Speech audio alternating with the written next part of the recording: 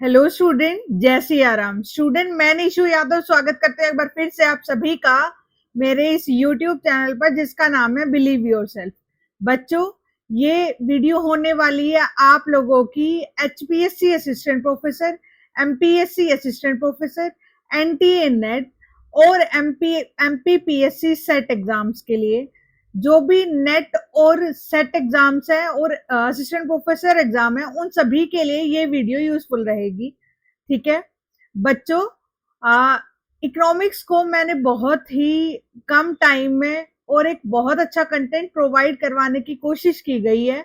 ये छोटी सी video YouTube वालों के लिए, बाकी जो कंटेंट है वो जो मेरे कोर्स वाले बच्चे हैं उन लोगों को मैं प्रोवाइड करवा दूंगी। ठीक है, तो एक बार YouTube वाले बच्चों को थोड़ा ये पता चल जाए कि मेरी पढ़ाने की अप्रोच कैसी है, इस वजह से ये थोड़ी छोटी सी वीडियो मैं आप लोगों के लिए फ्री कर दूंगी। ठीक है, ठीक है बच्चों, शुरू करती हूँ मैं मेरी आज की वीडियो। आई होप आप लोगों के लिए यूजफुल रहे और समझ में आए। ठीक है, देखो बच्चों, निंदा से घबराकर अपने लक्ष्य को ना छोड़े, क्योंकि लक्ष्य मिलते ही निंदा करने वालों की राय बदल जाती है।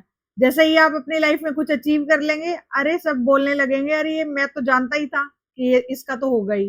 तो वही है, अपने लक्ष्य की तरफ खुद लगे रहें, दूसरों को इतना इंपॉर्टेंस ना दे कि वो डिसाइड करे आपके डिसीजंस या फिर आपकी लाइफ में आपको क्या करना है। ठीक है, बिजनेस इकोनॉमिक्स, बिजनेस इकोनॉमिक्स क्या है और मतलब बेसिकली रोल क्या है और क्यों पढ़ रहे हैं, सबसे पहले ये पता होना चाहिए। देखो बेटा, आप लोगों ने 11 से पढ़ना शुरू कर देते हैं इकोनॉमिक्स। जो कॉमर्स वाले बच्चे हैं या फिर आर्ट्स वाले बच्चे हैं, तो मेरे पास तो सारे मोस्टली कॉमर्स के बच्चे हैं, है ना। अपना फील्ड जिसने चेंज नहीं किया हो, इसके अलावा अब आप लोग नेट देने जा रहे हैं, आप एसपीएससी या एमपीपीएससी असिस्टेंट प्रोफेसर के लिए जा रहे हैं या सेट एग्जाम्स के लिए जा रहे हैं। आप लोगों की जो इकोनॉमिक्स है वो सिलेबस का पार्ट है, बट आपको क्या है, कई बार क्या पढ़ते हो आप लोग, बहुत सारी चीजें पढ़ते हो बट क्वेश्चन कहाँ से आते हैं वो नहीं पता चलता। तो मेरा मकसद ये रहता है कि कम कंटेंट में ज्यादा से ज्यादा क्वेश्चन कवर हो, बिकॉज इन एग्जाम्स में जो सिलेबस होता है वो बल्क में होता है, और बल्क में सिलेबस को कवर करना अपने आप में एक बड़ी बात होती है, और फिर उसका मल्टीपल टाइम रिवीजन करना। तो पहले तो आप लोगों को अपना जो सिलेबस है, जो कंटेंट है, उसको लिमिटेड करना होता है। बच्चे यही काम नहीं कर पाते हैं, कंटेंट को लिमिटेड कर ही नहीं पाते हैं, तो इसलिए मैंने ये काम आप लोगों के लिए कर दिया है। इकोनॉमिक्स के ये आपके 19 पेज हैं, 19 पेज हैं, और इसके बाद एमसीक्यू और लगाना है। इन 19 पेजों में आप लोगों की पूरी इकोनॉमिक्स कवर है। ठीक है, इसमें से कुछ चीजें मैं आप लोगों को फ्री करवा रही हूँ यूट्यूब पे। ठीक है, तो एक बार ही आपको पता चल जाएगा कि कैसे करवाया है। देखो बेटा, बिजनेस इकोनॉमिक्स क्या है। बिजनेस इकोनॉमिक्स, इकोनॉमिक्स का पता है मतलब इको प्लस नॉमिक्स। इकोनॉमिक्स दो वर्ड से मिलकर बना है, इको प्लस नॉमिक्स। ठीक है, आप लोगों ने सुना भी होगा। ठीक है, इको का मतलब होता है धन, और नॉमिक्स का मतलब होता है संबंधी क्रियाओं का अध्ययन, यानी ह्यूमन की मनी रिलेटेड जो टर्म्स हैं उनकी स्टडी करना ही इकोनॉमिक्स है। राइट, आप लोगों को समझ में आया होगा। अब बिजनेस इकोनॉमिक्स मतलब जब इकोनॉमिक्स की टर्म्स का, जब इकोनॉमिक्स के कॉन्सेप्ट्स का यूज हम बिजनेस में करते हैं, वैसे हालांकि करता कोई नहीं है, यानी इन द सेंस जो एक अच्छा जो बिजनेसमैन है उसको पता होता है, लेकिन कॉमर्स वाले बच्चे तो क्या कर रहे हैं, सिर्फ पढ़ रहे हैं बुकिस लैंग्वेज को और बुकिस चीजों को, बट उसे अप्लाई नहीं करते हैं। तो वही मैं हमेशा कहती हूँ, अगर आप एक कॉमर्स के स्टूडेंट है, तो अगर आपको गवर्नमेंट जॉब या फिर कुछ भी मतलब कोई भी, अगर आप किसी भी सेक्टर में जाना चाहते हैं तो इन चीजों को अप्लाई करिए। ठीक है, तो बिजनेस इकोनॉमिक्स यानी बिजनेस के रूल्स, जो आपके इकोनॉमिक्स के रूल्स रेगुलेशंस है, इकोनॉमिक्स जो आप लोगों को सिखाती है, उस चीज का यूज बिजनेस में करना ही क्या है, बिजनेस इकोनॉमिक्स है। ठीक है, आप लोगों को बेटा रटना नहीं है चीजों को। अगर इतने सारे सब्जेक्ट है, उनकी हर एक चीजों को रटेंगे ना तो एग्जाम नहीं क्लियर होगा बच्चों। आप लोगों को ज्यादातर चीजें समझनी है, नहीं समझ आए तो रटना है। ऐसा नहीं है कि शुरुआत से ही अगर आप रटने की कोशिश करेंगे तो रट नहीं पाएंगे मेरे बच्चों, तो इसलिए पहले समझने की कोशिश करें। ठीक है, तो मैंने क्या बताया, बिजनेस इकोनॉमिक्स मतलब कि भाई इकोनॉमिक्स की चीजों का यूज बिजनेस में करना ही बिजनेस इकोनॉमिक्स है। ठीक है। Business economics is applied economics, ये क्वेश्चन अक्सर पूछा जाता है कि बिजनेस इकोनॉमिक्स कैसा है, तो आप लोगों को याद रखना है अप्लाइड। भाई जब इकोनॉमिक्स की चीजों को बिजनेस में अप्लाई किया तो वो बिजनेस इकोनॉमिक्स बन गया, तो कैसा नेचर बन गया, अप्लाइड इकोनॉमिक्स। आप रटने चलोगे, अरे अप्लाइड इकोनॉमिक्स ऐसे याद नहीं होगा। आप लोग सिंपल याद रखिए, जब इकोनॉमिक्स की चीजों को बिजनेस में अप्लाई करते हैं तो उसे बिजनेस इकोनॉमिक्स कहते हैं, इसलिए इसे अप्लाइड इकोनॉमिक्स कहा गया। ठीक है। अब आप बहुत सारी चीजें पढ़ते हैं इकोनॉमिक्स में, क्या क्या, जैसे आप लोग यूटिलिटी पढ़ते हैं, डिमांड पढ़ते हैं, सप्लाई पढ़ते हैं, प्रोडक्शन पढ़ते हैं, कॉस्ट पढ़ते हैं, मार्केट पढ़ते हैं। तो यही सारी चीजें तो हैं अपनी पूरी बिजनेस, है ना। बिजनेस में भी आप क्या डिसाइड करते हैं, प्राइस, कॉस्ट, एवरीथिंग। तो इन चीजों का जो आपने इकोनॉमिक्स में पढ़ा है, उन चीजों को यूज करो इकोनॉमिक्स में, बिजनेस में। वही चीज आप लोगों की क्या है, बिजनेस इकोनॉमिक्स है। ठीक है। यही चीजें आप लोगों को इस चीज में समझाई गई है, एक बारी रीड कर देती हूँ। Business economics is applied economics. Economics is a study of human beings, consumer firms in producing and consuming goods and services in the mindset of scarcity of resources, कि किस टाइम में स्कैरसिटी में consumer का क्या behaviour होना चाहिए, production की कैसे प्रोडक्शन करने के क्या क्या चीजें, टेक्निक्स वगैरह, टूल्स यूज करने चाहिए, ये सारी चीजें। और जब इकोनॉमी में कोई प्रॉब्लम फेस कर रही है इकोनॉमी, तो उस टाइम हमारे क्या अप्रोच रहनी चाहिए, यही सारी चीज क्या सिखाती है हमारी मैनेजरियल इकोनॉमिक्स और business economics. Right. I hope बच्चों समझ में आया होगा। यहां से आप लोगों को एक वर्ड में बताऊं तो क्वेश्चन क्या पूछा जाता है कि बिजनेस इकोनॉमिक्स का क्या तो मतलब पूछ लेंगे, या फिर बिजनेस इकोनॉमिक्स क्या है, अप्लाइड इकोनॉमिक्स है, नॉर्मेटिव है, ये वाली सारी चीजें पूछते हैं। ठीक है। तो बिजनेस इकोनॉमिक्स आप लोगों का अप्लाइड इकोनॉमिक्स है। ठीक है। अब है बच्चा आप लोगों का first concept, demand and elasticity of demand. ठीक है। Demand and elasticity of demand. Demand is a willingness to purchase plus ability to pay for it particular price and particular point of time। अब demand आप लोगों को क्या याद रखना है डिमांड की डेफिनेशन में, कि भाई सबसे पहले तो वांट होनी चाहिए, ठीक है, यानी विलिंगनेस। ठीक है। फिर एबिलिटी होनी चाहिए, यानी एबल टू पे होना चाहिए, एबिलिटी। ठीक है। फिर पर्टिकुलर प्राइस और फिर पर्टिकुलर टाइम, पर्टिकुलर प्राइस और पर्टिकुलर टाइम, इन चारों से मिलकर बन जाती है आपका डिमांड डेफिनेशन। तो आप लोगों को बहुत सारी डेफिनेशन रटने की जरूरत नहीं है। आप लोगों को क्या याद रखनी चाहिए कि एक तो वांट होनी चाहिए, बंदा एबल होना चाहिए पर्टिकुलर पॉइंट ऑफ टाइम पर और पर्टिकुलर प्लेस पर या प्राइस पर। राइट। ठीक है। अब मैम अगर इनमें से कोई एक भी फैक्टर नहीं होगा, क्या डिमांड नहीं होगा? नहीं होगा बेटा, क्योंकि डिमांड के लिए हमारी चार चीजें कंपलसरी है। अगर एक भी फैक्टर नहीं होगा तो डिमांड की डेफिनेशन पूरी नहीं होगी।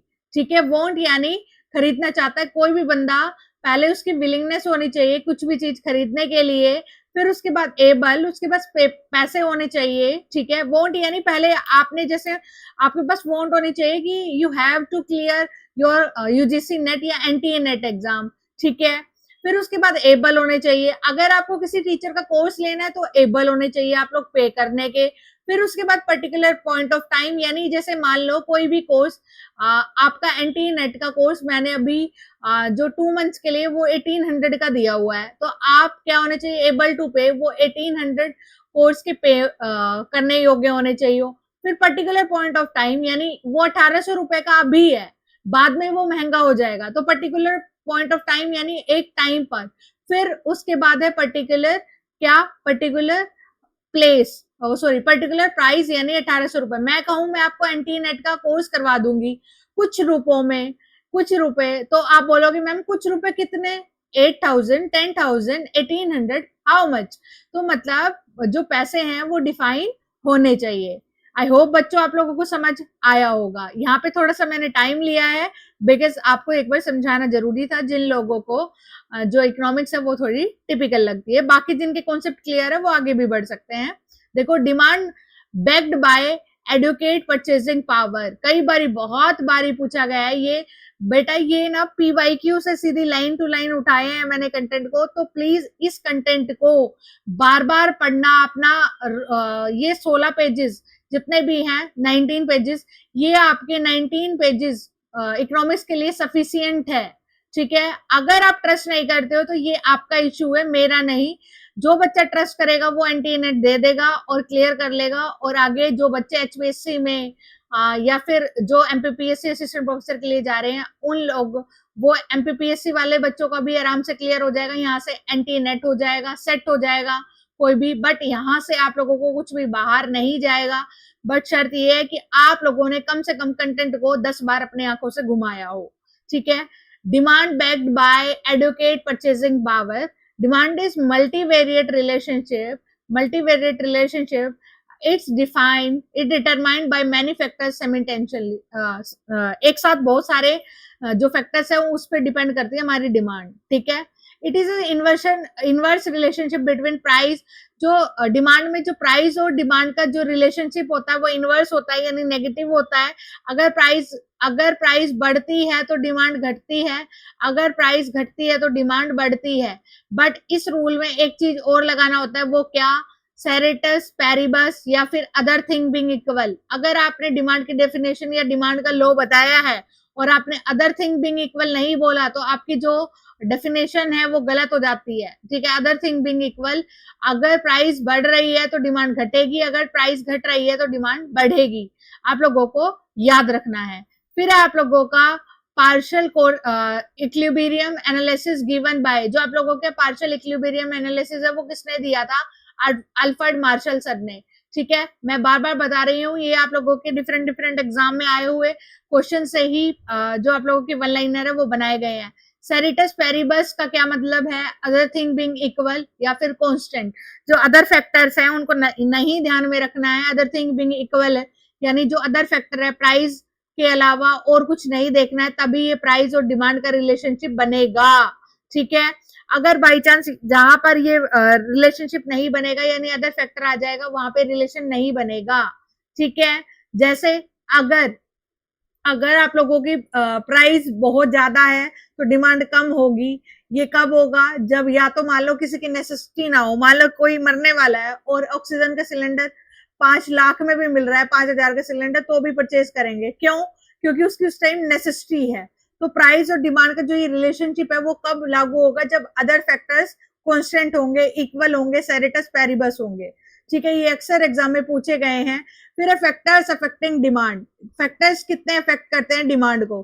प्राइस ऑफ द प्रोडक्ट, किसी भी जो प्रोडक्ट का प्राइस है वो इफेक्ट करता है प्रोडक्ट को। इनकम इफेक्ट करती है, इनकम के बढ़ने या घटने से हमारी डिमांड घटती या बढ़ती है।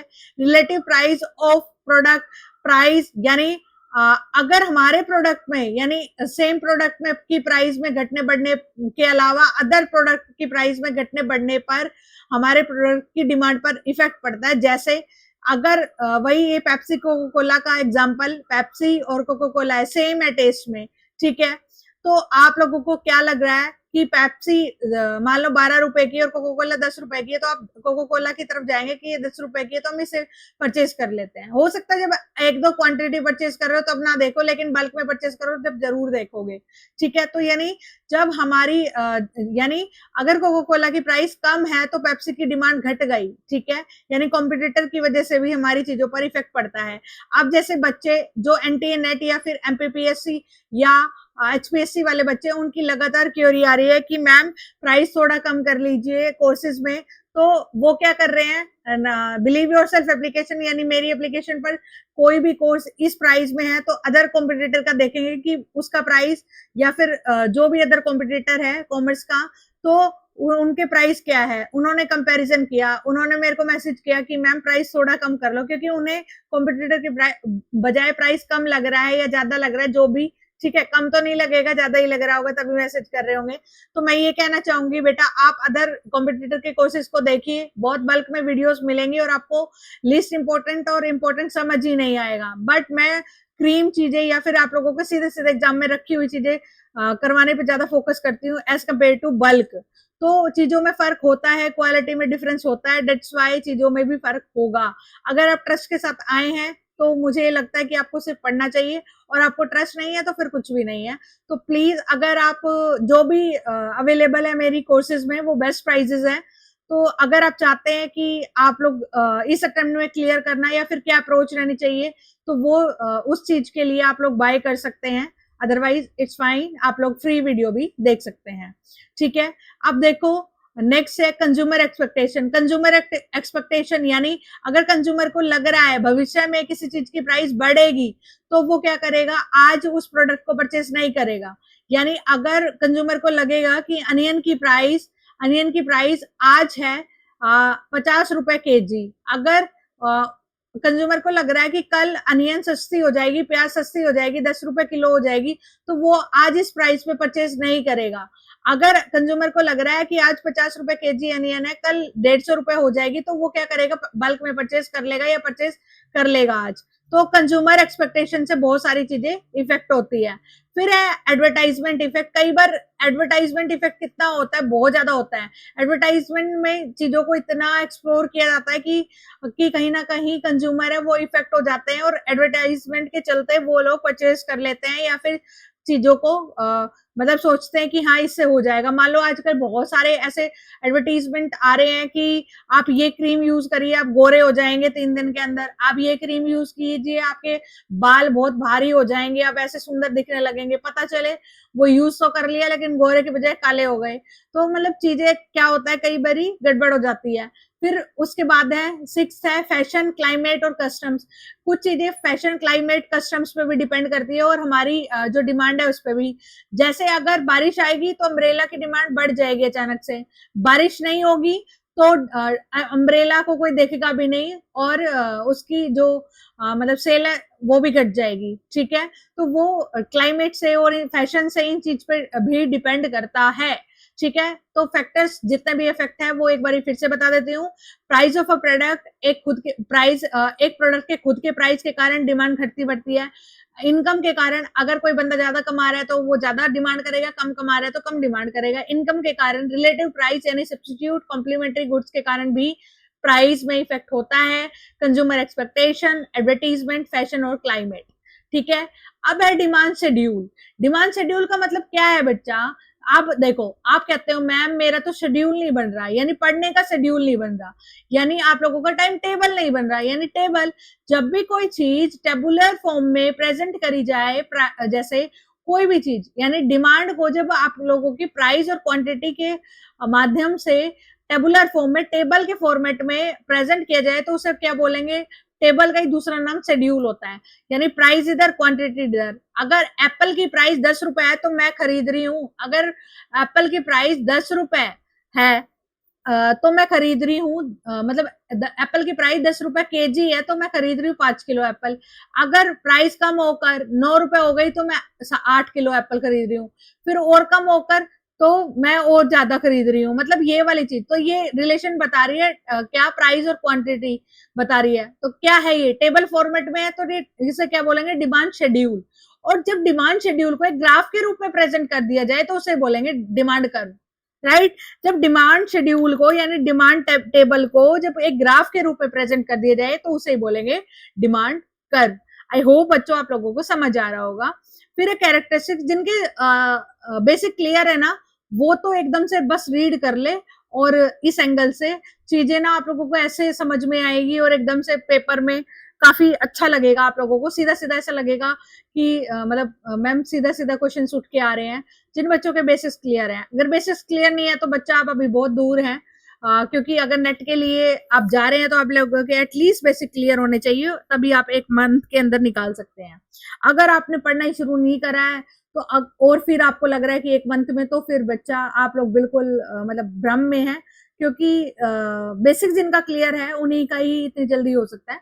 तो जो मेरे बच्चे जिन्होंने HPSC दिया था उनका जो आगे सॉरी HPSC PGT दिया, असिस्टेंट प्रोफेसर को टारगेट कर रहे हैं, नेट नहीं है तो ये सुनहरा मौका है।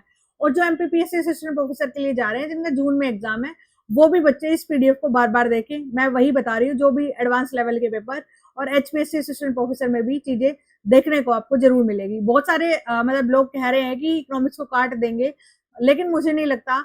आप लोगों की देखो इकोनॉमिक्स ना PG लेवल पर भी नहीं है, यानी PGT लेवल पर भी नहीं थी, लेकिन यहाँ पर आप लोगों की, मुझे ऐसा लगता है कि इकोनॉमिक्स नहीं कटेगी। बहुत सारे हालांकि कह रहे हैं कि काट देंगे, यूट्यूबर्स कह रहे हैं, ऑफिशियली ऐसा कुछ नहीं है, बट मेरे अकॉर्डिंग कि इकोनॉमिक्स आपका इंपॉर्टेंट पार्ट है, वो लोग असिस्टेंट प्रोफेसर के कोर्स में से नहीं हटाएंगे इसको, ठीक है। बाकी देखते हैं क्या होता है। अब है बाकी जो एमपीपीएससी सेट के लिए जा रहे हैं वो भी जाएं, मतलब इस पीडीएफ को जरूर देखें। फिर है characteristics of demand curve. Demand curve कैसा होना चाहिए? अब मैंने बताया बेटा, जब डिमांड शेड्यूल को कर्व के रूप में प्रेजेंट किया जाए उसे डिमांड कर्व कहते हैं।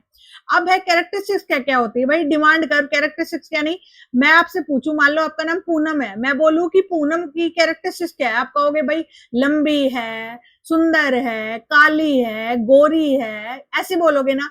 ऐसे ये डिमांड कर्व की कैरेक्टरिस्टिक्स पूछ रहा है।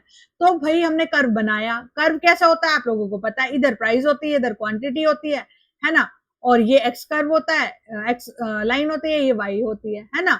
तो आप लोगों ने कर्व बनाया, आप लोगों का ऐसा होता है, ये वाला प्राइस मान लो ये, तो आप लोगों का डिमांड कर्व ये बन रहा है। ओ ये थोड़ा ऊपर बन गया, 1 मिनट भाई।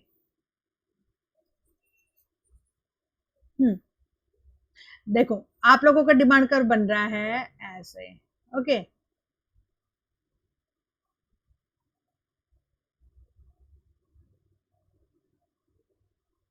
ठीक है, ये डिमांड कर्व बन रहा है आपका, ठीक है डीडी, ठीक है।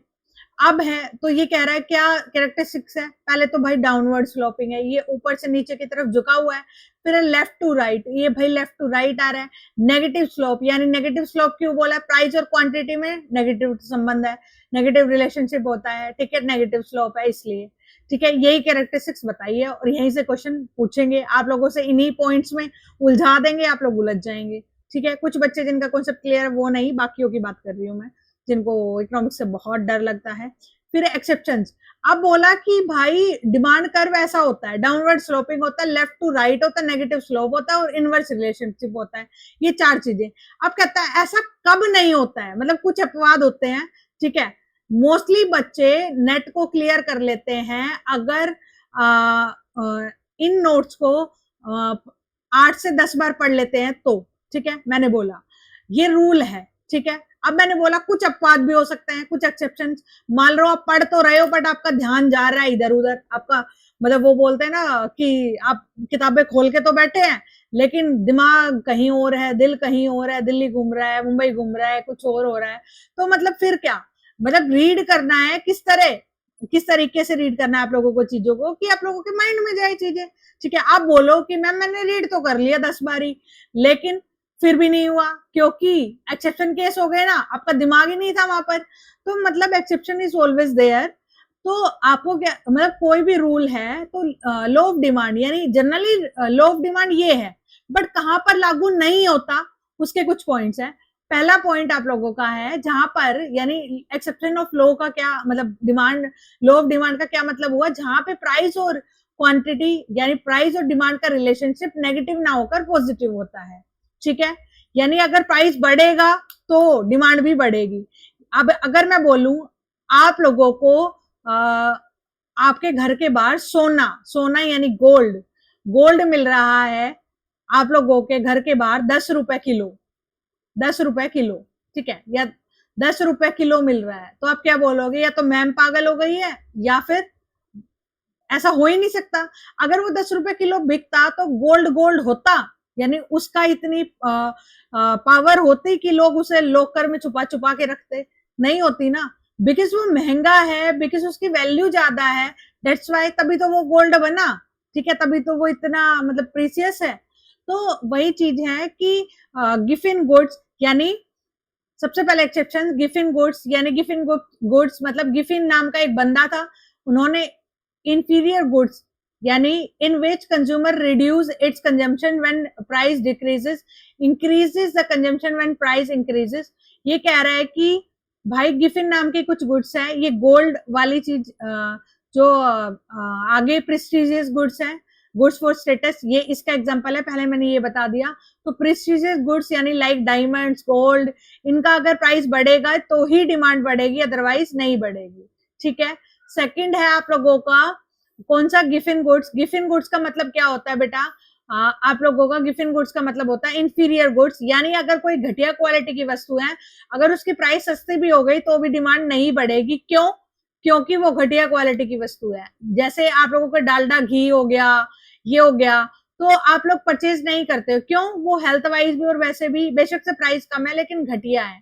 तो ऐसी वस्तुएं जो घटिया वस्तुएं हैं उनका प्राइस कितना भी कम हो जाए तब भी डिमांड क्या मतलब बढ़ती नहीं है। यही एक्सेप्शन हो गया इस रूल का। आई होप आप लोगों को चीजें समझ में आई होगी। फिर है डेमोस्ट्रेशन इफेक्ट। डेमोस्ट्रेशन इफेक्ट मतलब बच्चों, अगर आप लोग सोचो कि आपके पड़ोसी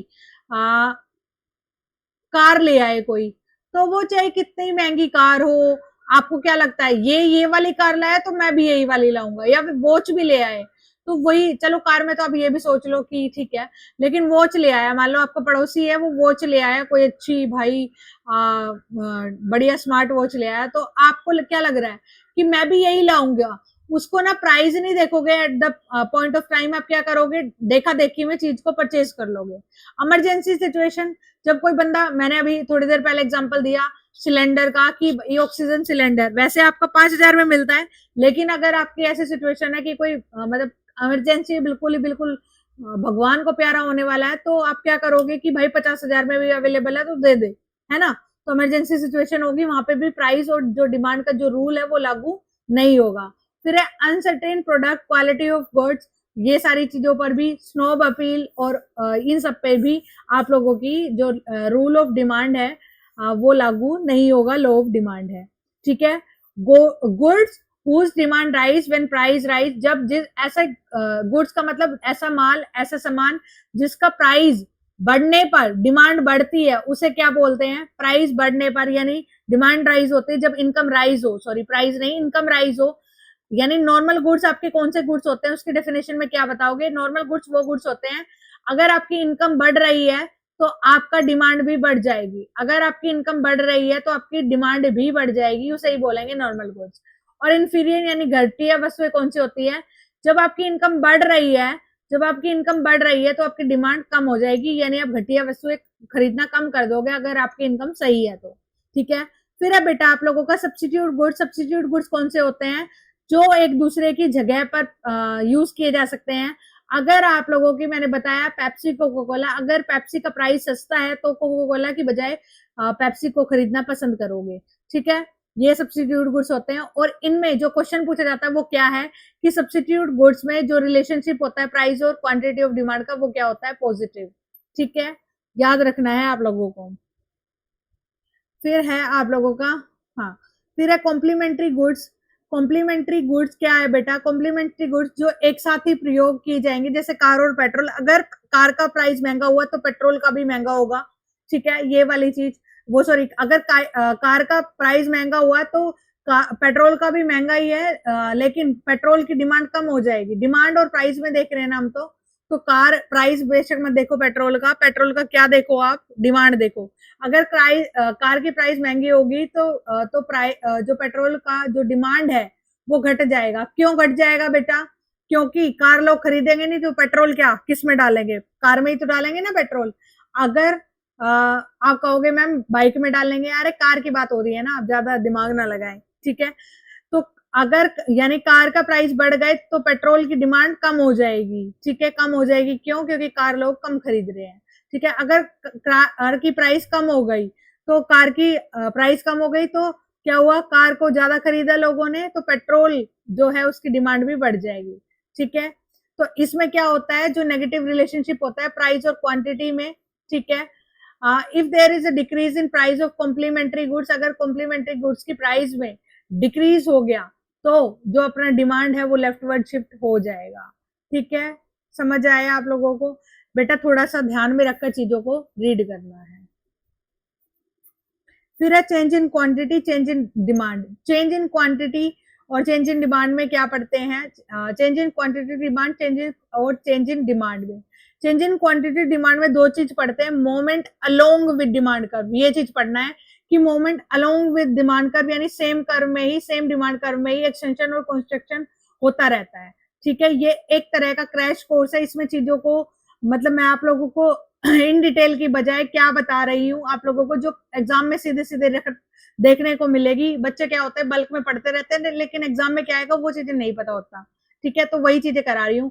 चेंज इन क्वांटिटी डिमांड लिखा हो तो ये जो डिमांड कर्व है इसी पे ही ऊपर नीचे चीजें चेंज होती होगी रहेगी। जैसे यानी अगर प्राइस अगर आप लोगों की 40 रुपए है, 40 रुपए केजी आप लोगों का मैंगो है, तो आप लोग खरीद रहे हैं 6 केजी। अगर आप लोगों की प्राइस घटकर 20 रुपए केजी हो जाती है तो अब 8 केजी खरीदते हैं। अगर प्राइस बढ़कर 60 रुपए हो जाते हैं तो आप 4 केजी खरीदते हैं। तो यही पूरा डिमांड कर्व है। इसी पे भाई डिमांड शेड्यूल को कर्व के रूप में प्रेजेंट करना ही डिमांड कर्व है। तो कह रहा है जब प्राइस में, यानी बेटा जब आप लोगों की प्राइस में चेंज होता है ना, तो आप या तो क्वांटिटी घटाते हो या बढ़ाते हो, ज्यादा शिफ्ट नहीं करते हो। ठीक है, यानी अगर आप लोगों की क्या हो रहा है, आप लोगों की डिमांड यानी प्राइस में चेंज हो रहा है, मैंगो की प्राइस में चेंज हो रहा है, तो आप क्वांटिटी को बढ़ा रहे हो या घटा रहे हो। ठीक है, सेम डिमांड कर्व पर। ठीक है, यानी अगर आप लोगों की extension when price of goods is less, यानी अगर आपका मैंगो 20 रुपए हो गया तो आप लोगों ने पहले 20 रुपए मतलब 40 रुपए केजी से तो 6 केजी मैंगो खरीद रहे थे, अब 20 रुपए केजी हो गया तो 8 केजी मैंगो खरीद रहे हैं। यानी आप लोगों ने एक्सटेंशन कर दिया 2 केजी मैंगो का, यानी 2 केजी और खरीदने लग गए। क्यों? क्योंकि आप लोगों की प्राइस घट गई, तो यानी एक्सटेंशन कर दिया, यानी एक्सटेंड कर दिया आपने। लेकिन अगर आप लोगों की प्राइस बढ़ जाती है तो आप कॉन्ट्रैक्शन कर देते हैं, और कॉन्ट्रैक्शन यानी 4 केजी खरीदने लगते हैं। ठीक है, यानी प्राइस में चेंज के कारण हमारे डिमांड में भी चेंज हो जाती है, और अगर प्राइस में चेंज होता है तो हमारा कॉन्ट्रैक्शन हो जाता है। ठीक है, तो आप लोगों को याद रखना है जब मोमेंट एक ही कर्व पे हो, जब आपकी प्राइस यहां थी तो क्या हुआ आपका, और सेम अगर प्राइस बढ़ गई, प्राइस आप लोगों की बढ़ गई तो आप लोगों ने क्वांटिटी को क्या कर दिया, कम कर दिया। ठीक है, अगर आप लोगों की प्राइस कम हो गई तो आप लोगों ने क्वांटिटी को यहाँ पे बढ़ा दिया। ठीक है, यही आप लोगों का कॉन्ट्रैक्शन और एक्सटेंशन, आप लोगों का मोमेंट एक ही कर्व पे, यानी प्राइस में चेंज के कारण आप लोगों का मोमेंट होता है सिर्फ क्वांटिटी डिमांडेड में, और मोमेंट में दो चीज आती है, कॉन्ट्रैक्शन, या तो आप कॉन्ट्रैक्शन कर लेते हैं या फिर आप एक्सटेंशन यानी एक्सपेंशन कर लेते हैं। ठीक है, आप लोगों को याद रखना है ये चीज। लेकिन चेंज इन डिमांड मतलब जब आप लोगों की प्राइस में चेंज ना होकर इनकम में चेंज होता है। चेंज इन डिमांड मतलब बेटा प्राइस में चेंज ना होकर इनकम में ही चेंज हो गया। आप लोग पहले 10,000 रुपए कमाते थे मंथली, तो आप अपने फ्रूट्स पे लगाते थे 2,000 रुपए। ठीक है, तो आप लोग अपने मंथली क्या लगाते थे, 2,000 फ्रूट पे। लेकिन अब आप लोगों का जो इनकम है वो बढ़ गई है, 20,000 हो गई है, तो आप लोग क्या करोगे, फ्रूट्स पे पहले 2,000 लगाते थे, अब 4,000 लगाने लग जाओगे। ठीक है, अब ज्यादा फ्रूट खाने लग जाओगे, है ना, यानी हेल्थ वाइज भी और वैसे भी आप सारी चीजें सोच के यानी उस चीज पे ज्यादा एक्सपेंड करने लग जाओगे। ठीक है, ऐसा ही होगा, नॉर्मल गुड्स के केस में यही होता है। अब है बच्चों, तो चेंज इन डिमांड में क्या करोगे, अब शिफ्ट करोगे अपने कर्व को, क्या करोगे, अपने कर्व को शिफ्ट करोगे। कहाँ करोगे, मूव करोगे, यानी सॉरी मूव ना करके शिफ्ट करोगे। यानी पहले आप लोगों की जब इनकम कितनी थी वहां पे डिमांड कर्व ये था, तो अब अगर आप लोगों की इंक्रीज हो गई तो आप लोगों का डिमांड कर्व ऊपर हो जाएगा। ठीक है, यानी आप लोगों का राइट वर्ड शिफ्ट हो जाएगा डिमांड कर्व। ठीक है, क्योंकि आप लोगों की इनकम में चेंज हुआ है और इनकम इंक्रीज हुई है। इनकम इंक्रीज हुई है और डिमांड इंक्रीज होगी, तो आप लोगों का डिमांड कर्व है वो राइट वर्ड शिफ्ट हो जाएगा। अगर आप लोगों की इनकम पहले 10,000 थी, 5,000 हो गई, तो आप लोग चीजें पहले 2,000 रुपए लगाते थे फ्रूट्स पे, अब हो सकता है कम लगाओ या फिर बिल्कुल ही ना लगाओ, तो वो आप लोगों की डिमांड शिफ्ट हो जाएगी, यानी नेगेटिव हो जाएगी, यानी आप लोग कम खरीदने लगोगे, तो वो हो जाएगा अंदर की तरफ शिफ्ट, यानी लेफ्ट वर्ड शिफ्ट। ठीक है, अगर राइट वर्ड शिफ्ट हो रहा है तो यानी आप लोगों की डिमांड बढ़ रही है, और लेफ्ट वर्ड शिफ्ट हो रहा है तो आप लोगों की डिमांड घट रही है। ठीक है, आप लोगों को याद रखना है ये चीजें।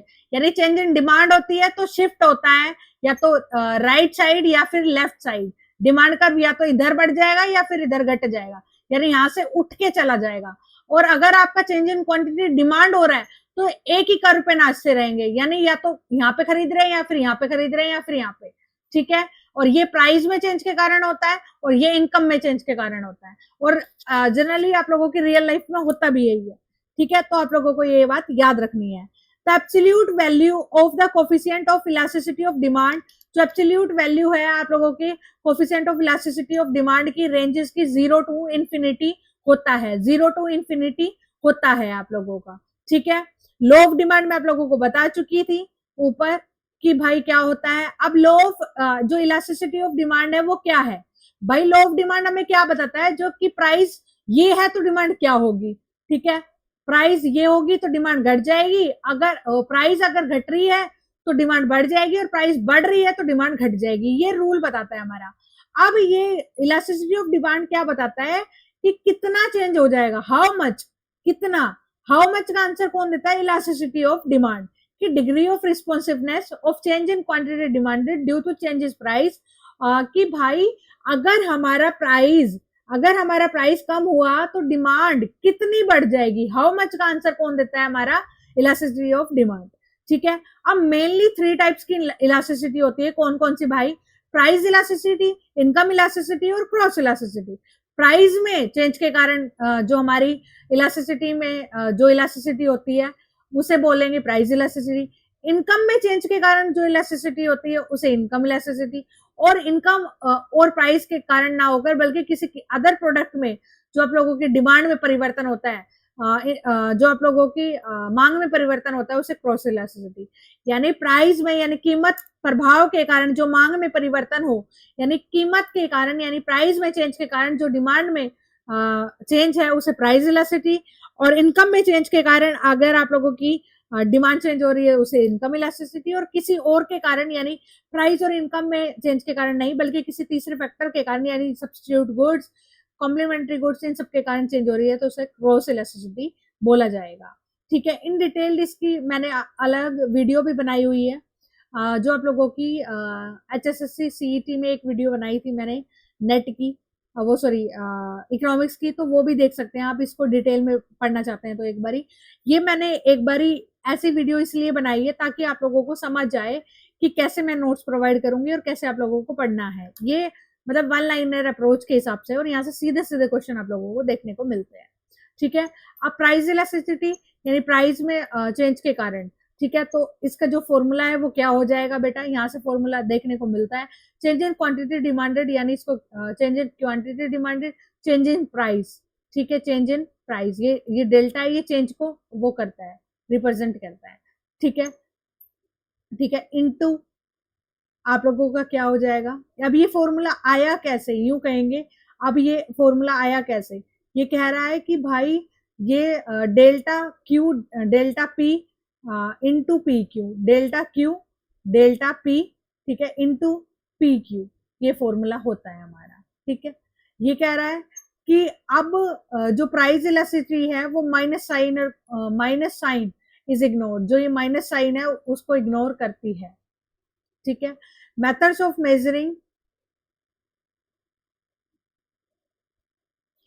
इलास्टिसिटी आर फॉलोज, जो परसेंटेज मतलब इलास्टिसिटी निकालने के कितने मेथड्स होते हैं, ये मेथड्स होते हैं, परसेंटेज, प्रोपोर्शनेट मेथड, फिर उसके बाद है पॉइंट या elasticity method, point elasticity method, फिर है टोटल आउटले। तो इसमें जो प्राइस इलास्टिसिटी है उसमें जो मोस्ट इंपोर्टेंट है वो है आप लोगों का टोटल एक्सपेंडिचर या टोटल आउटले मेथड। ठीक है, यहाँ से क्वेश्चन आप लोगों को देखने को मिलता है।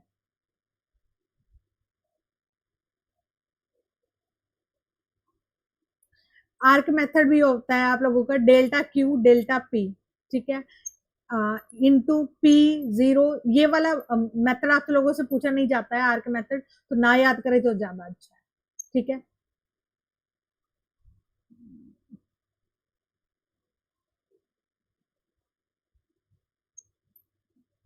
अब देखो type of elasticity of demand. अब type of elasticity of demand ये वाली एक बारी बस वन लाइनर अप्रोच से मैं करा देती हूँ, पढ़ा देती हूँ एक बारी आप लोगों को। Perfect elastic demand, relative elastic demand, फिर आप लोगों को unitary elastic demand, relative elastic demand, ये सारी चीजें। तो अगर आप लोगों को बस याद रखना और यहाँ से क्वेश्चन ना आए, कोई भी कॉम्पिटेटिव एग्जाम हो आप लोगों का, असिस्टेंट प्रोफेसर के एग्जाम्स में खासकर देखने को मिलता है, एनटी नेट में खासकर देखने को मिलता है, यहाँ से क्वेश्चन जरूर आता है। परफेक्ट इलास्टिसिटी ऑफ डिमांड क्या होता है बेटा, जो आपके प्रेजेंट प्राइस पे, तो प्रेजेंट आप लोगों की प्राइस है ना, उस पर डिमांड आपकी इन्फिनिटी है। अगर आपने प्राइस में थोड़ा सा भी चेंज किया तो आप लोगों की डिमांड विल बी जीरो। ठीक है, आप लोगों का जो डिमांड कर्व है वो हॉरिजॉन्टल होता है, लाइक दिस। ठीक है, ये होता है, जैसे आप लोग सोचो एक ऐसा एग्जांपल जैसे पार्ले जी बिस्किट है, आप लोगों को सबको पता है कि 5 रुपए का आता है। ठीक है, तो अगर उसकी प्राइस में थोड़ा सा भी चेंज हुआ, 5 रुपए पे उसकी जो डिमांड है वो अनलिमिटेड है, इन्फिनिटी है, लेकिन प्राइस में अगर उसने बढ़ा के 10 रुपए कर दिया या 7 रुपए कर दिया तो डिमांड क्या हो जाएगी, जीरो हो जाएगी। ठीक है, 0 के बराबर हो जाएगी कि 7 रुपए में तो अदर फैक्टर्स खरीद लेंगे, अदर चीजें खरीद लेंगे।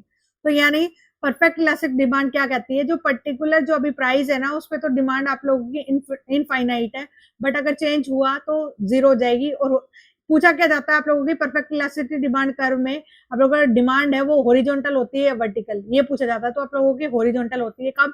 परफेक्ट इलास्टिक में आप लोगों की डिमांड जो आप लोगों की होती है हॉरिजॉन्टल डिमांड कर्व होता है, जो एक्स एक्सिस के पैरेलल होता है, यानी एक्स एक्सिस के पैरेलल होता है। रिलेटिव इलास्टिक डिमांड में क्या होता है, आप लोगों का जो डिमांड कर्व है वो क्या होता है, ऐसे होता है, ऐसे, ये वर्टिकल, ठीक है, इसे वर्टिकल बोलते हैं, ठीक है। अब क्या होता है बेटा इसमें जो परफेक्ट इन इलास्टिक है उसमें क्या होता है, वर्टिकल होता है आप लोगों का। और चीजें क्या होती है आप लोगों का कि भाई जो नेसेसरी गुड्स होती है ना, जो नेसेसरी गुड्स होती हैं उनके लिए होता है। जैसे पर्टिकुलर प्राइस पर आप लोगों का या सॉरी ये बोल दूं मैं, आप लोग कितना ही प्राइस हो डिमांड आप लोगों की यही रहेगी, ठीक है।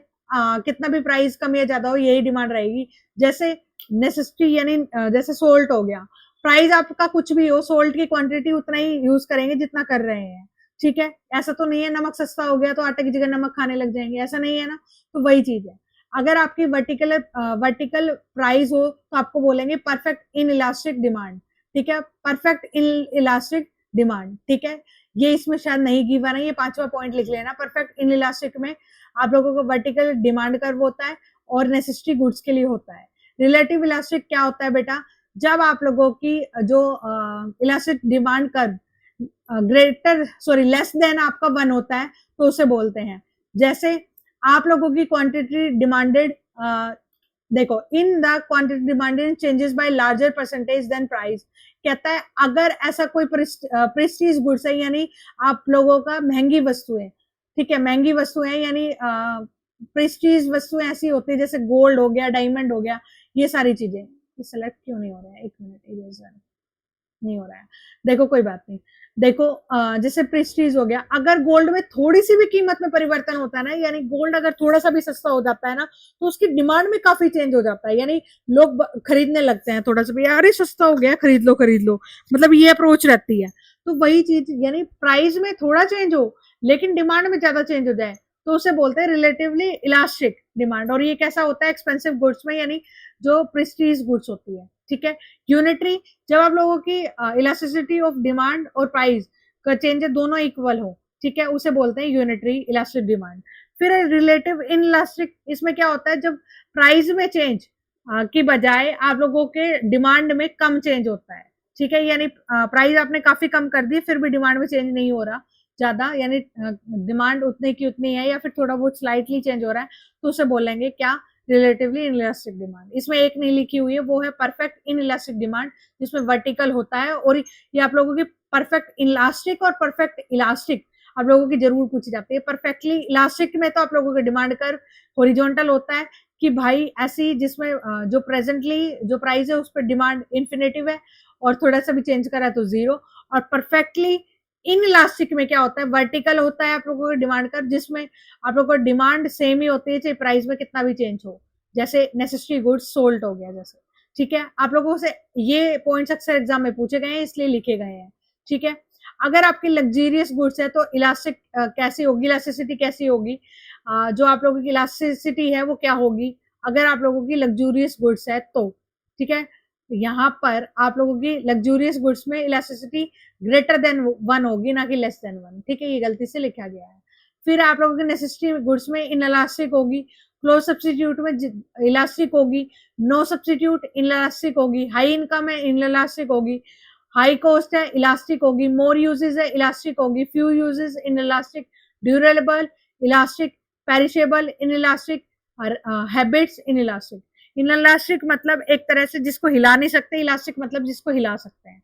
हैबिट्स यानी जो भी मान लो हैबिट हो गया, किसी को वाइन पीना है, दारू पीने की हैबिट है, तो कितना भी प्राइस या ज्यादा हो जाए वो डिमांड को नहीं लाएगा, तो वो इनइलास्टिक हो गया। ऐसे आई होप आप लोगों को चीजें समझ आ रही है। और मतलब मैं 1 पॉइंटर उससे एग्जाम ओरिएंटेड चीजों से आप लोगों को करवाने की कोशिश की है। ये वीडियो यहाँ तक ही, बाकी जो है मेरे पेड वाले स्टूडेंट के लिए होगी, कोर्स में जो भी बच्चे, मैंने आप लोगों को YouTube पर थोड़ा सा फ्री कराने की कोशिश करी है। और मैंने इस एंगल से एक तरह का ये कि भाई आप लोगों को मैं कैसे वन लाइनर अप्रोच से चीजों को पढ़ाती हूँ, ऐसे ही आप लोगों को कंटेंट को ये जो पूरा 19 पेजेस हैं आप लोगों को पढ़ा दूंगी और आप लोगों को इसी को बार बार रिवाइज करना है। यहाँ से मोस्टली क्वेश्चन आप लोगों के, चाहे आप लोगों का असिस्टेंट प्रोफेसर एग्जाम है, आप लोगों का नेट एग्जाम है, क्योंकि कहीं ना कहीं असिस्टेंट प्रोफेसर में सेट में आप लोगों के नेट वाले सिलेबस को ही टारगेट किया जाता है। स्लाइटली चेंजेस होते हैं, वो चेंजेस के अकॉर्डिंग ही आप लोगों को जो एचपीएससी असिस्टेंट प्रोफेसर वाला एग्जाम है, एमपीपीएससी है, सेट है, उन सब में करवा दिया जाएगा। और आप लोग अगर मेरे फर्स्ट व्यूअर है तो मेरे कोर्सेज को देखने के लिए आप लोग मेरे बिलीव योरसेल्फ एप्लीकेशन, जो कि आप लोगों को डिस्क्रिप्शन बॉक्स में लिंक मिल जाएगा, डाउनलोड कर सकते हैं, कोर्सेज को परचेज कर सकते हैं। मैं आप लोगों को यही कहूंगी बच्चों, देखो मेरे स्टूडेंट ही मेरे कोर्सेज को बताते हैं, मतलब जब आप लोगों को सिलेक्शन हो जाएगा तो आप लोग खुद ही कह देंगे कि मैम हाँ अब आपका कोर्स काफी अच्छा है, यानी मैं दूसरे क्या प्रोवाइड करवा रहे हैं उस चीज का मैं नहीं बता सकती हूँ, तो इसलिए मैं उनके कोर्सेज को अच्छा या बुरा भी नहीं कह रही हूँ। बस मैं इतना कह रही हूँ कि मैं आप लोगों को एग्जाम ओरिएंटेड चीजें करवाती हूँ, कि एग्जाम में मतलब आप लोगों को जनरली पढ़ना क्या होता है, एग्जाम ओरिएंटेड पढ़ना होता है, लेकिन बच्चे क्या करते हैं, पढ़ सब कुछ लेते हैं, बस एग्जाम ओरिएंटेड नहीं पढ़ पाते हैं। बस उसी चीज की हेल्प के लिए मैं आप लोगों के लिए आई हूँ कि आप लोगों को एग्जाम ओरिएंटेड पढ़ना है बेटा, आप लोगों को सिर्फ नॉलेज इकट्ठी नहीं करनी है, बिकॉज नॉलेज से ही जरूरी नहीं है कि आपका एग्जाम अप्रोच मतलब एग्जाम अप्रोच की वजह से एग्जाम अप्रोच से पढ़ पाओ आप लोग, ठीक है। तो आप लोग पहले एग्जाम को क्लियर कर लो, फिर उसके बाद नॉलेज को गेन करते रहना, ठीक है। अगर आप इस अप्रोच से पढ़ते हो और मेरे द्वारा प्रोवाइड करे गए नोट्स को मल्टीपल रिवीजन देते हो, पीवाईक्यू करते हो, तो आप लोगों का असिस्टेंट प्रोफेसर जो एमपीपीएससी है, एचपीएससी है या फिर यूजीसी नेट आराम से क्लियर हो जाएगा। बट टाइम रहते परचेज कर लें, ऐसा नहीं 15 दिन 20 दिन में परचेज कर रहे हैं फिर उसको टाइम ही नहीं मिला रिवाइज करने का, फिर वो चीजें फिर कारगर भी नहीं होती। तो इसलिए ठीक है स्टूडेंट, मैंने यही चीजें आप लोगों को बताने के लिए वीडियो बनाई है। आई होप आप लोगों को चीजें समझ आई हैं और आप लोग करेंगे जैसा मैं बोल रही हूँ। जिन बच्चों ने कोर्स परचेज कर लिया है सबसे पहले थैंक यू आप लोगों को ट्रस्ट के लिए, और बस यही कहूंगी जब ट्रस्ट करके आए हैं तो चीजों को पढ़िए, क्योंकि मैं प्रोवाइड करवा दूंगी वीडियोस को, कंटेंट को, बट आप लोगों को पढ़ना तो पड़ेगा खुद ही, ठीक है। तो पढ़िए प्लीज, इसको मल्टीपल टाइम रिवीजन दीजिए। जितने वीडियो आ चुकी हैं और डेली रूटीन में आती रहेंगी, बट फिर भी अगर एक आधा दिन कभी डिले होता है तो पेशेंस को बनाए रखें और चीजों को बार बार रिवाइज करते रहें, ठीक है। रिवाइज करें, रिवीजन को गिनती में ना करें कि एक बार पढ़ लिया तो हो गया। रिवीजन करें, मल्टीपल रिवीजन करें और पीवाईक्यू करें, यही एक एग्जाम को निकालने की गुत्थी होती है और रैंक लेने की भी, ठीक है। ठीक है स्टूडेंट, मैं निशु यादव एंड करती हूँ मेरी इस वीडियो का। मिलते हूँ किसी नई वीडियो में, तब तक के लिए पढ़ते रहिए, मुस्कुराते रहिए, ठीक है। जय सिया राम बच्चों।